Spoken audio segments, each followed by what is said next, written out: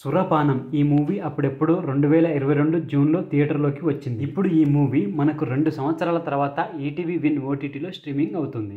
Limit బడ్జెట్లో ఈ మూవీని ఒక సైన్స్ ఫిక్షన్ థ్రిల్లర్ మూవీగా తెరకెక్కింది. ఇన్ని రోజుల తర్వాత ఓటీటీలోకి వచ్చిన సురపానం మూవీ ఎలా ఉందో మన రివ్యూలో చూద్దాం. ఇప్పుడు ఇక కథ విషయానికి వస్తే, తెలంగాణ ప్రాంతంలోని ఓ పల్లెటూరులో చిల్లర దొంగతనాలు చేసుకుంటూ ఫ్రెండ్స్ తో జాలీగా జీవితాన్ని లాగేస్తుంటాడు శివ. ఈ క్రమంలోనే మల్లన్న అనే బడాబాబు ఒక మైన్ ను తవ్వే బాధ్యతలు అప్పగిస్తాడు. ఆ తవ్వకాలలో శివుడి ప్రతిమతో కూడిన ఒక బాక్స్ లభిస్తుంది. ఆ బాక్స్ లో చిన్న సీసా ఉంటది. ఆ సీసాలో పానీయం కూడా ఉంటుంది. ఆ సీసాలోని ద్రవాన్ని శివ తాగేస్తాడు. ఇదిలా ఉండగా ఆ శివుని ప్రతిమ అనుకోకుండా మిస్ అవుతుంది. మరి శివుడి ప్రతిమ ఎక్కడ, ఎవరి చేతుల్లోకి వెళ్ళింది, సీసాలోని ద్రవాన్ని తాగిన శివకు ఎదురైన సమస్యలు ఏంటి అని తెలియాలంటే ఈ సినిమాని మనం ఖచ్చితంగా చూడాల్సింది. మొత్తంగా సురపానం మూవీ ఎలా ఉంది అంటే, సైన్స్ ఫిక్షన్ ని థ్రిల్లర్ ను జోడించిన ఈ సినిమాని ఒకసారి అయితే తప్పకుండా చూడాలి. ఇక ఓవరాల్ గా ఎలా ఉంది అనేది మన విశ్లేషణలో తెలుసుకుందాం. దానికంటే ముందు ఫ్రెండ్స్, ఓటీటీలో వచ్చే ఇలాంటి ఇంట్రెస్టింగ్ ఉన్న సినిమాలకు సంబంధించిన రివ్యూస్ మన ఛానల్లో రెగ్యులర్ గా వస్తుంటాయి. మరి అలాంటి సినిమాల గురించి మీరు తెలుసుకోవాలని అనుకుంటే మన ఛానల్ ని తప్పకుండా సబ్స్క్రైబ్. అలాగే ఈ వీడియో నచ్చితే మాత్రం తప్పకుండా లైక్ కొట్టి చూడండి. ఇక వీడియోలోకి వెళ్ళినట్టయితే,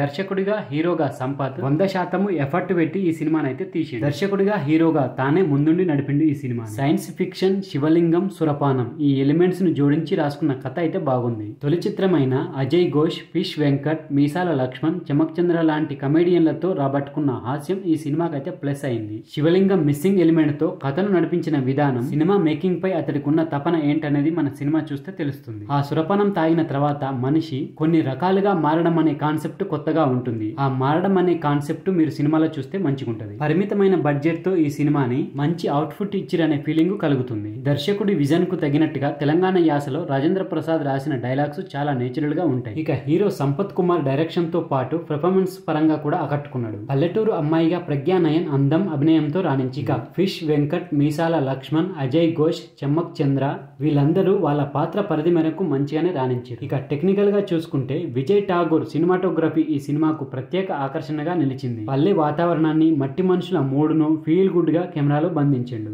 భీమ్స్ సిసిరిలియో సంగీతం అయితే సినిమాకు హైలైట్ చేసింది. ప్రొడక్షన్ వాళ్ళు కూడా ఈ సినిమాని మంచి క్వాలిటీగా తీసి. ఇక చివరిగా చెప్పేది ఏమిటంటే, ఈ సినిమా గురించి శివుని విగ్రహం, సురపానం అనే 2 అంశాలతో వినోదంగాను భావోద్వేగంగా సాగే చిత్రమే సురపానం. విభిన్నమైన కథ, నటీనటుల నటన ఈ సినిమాకు హైలైట్ అని చెప్పాలి. చిన్న చిత్రమైన కంటెంట్ పరంగా చాలా రిచ్ గా ఉంటుంది. రూరల్ నేటివిటీతో వచ్చే చిత్రాలను ఆదరించే వారికి ఈ సినిమా తప్పకుండా నచ్చుతుంది. విభిన్నమైన అనుభూతిని పొందాలనుకుంటే సస్పెన్స్ థ్రిల్లర్ గా రూపొందిన సురపానం ఫ్యామిలీతో కలిసి చూసే మంచి చిత్రం అని చెప్పి. ఇప్పుడు ఈ సినిమా ఈటీవీ విన్ ఓటీటీలో స్ట్రీమింగ్ అవుతుంది. కుదిరితే తప్పకుండా చూడండి. సో ఫ్రెండ్స్, ఇది సురపానం మూవీకి సంబంధించిన రివ్యూ వీడియో.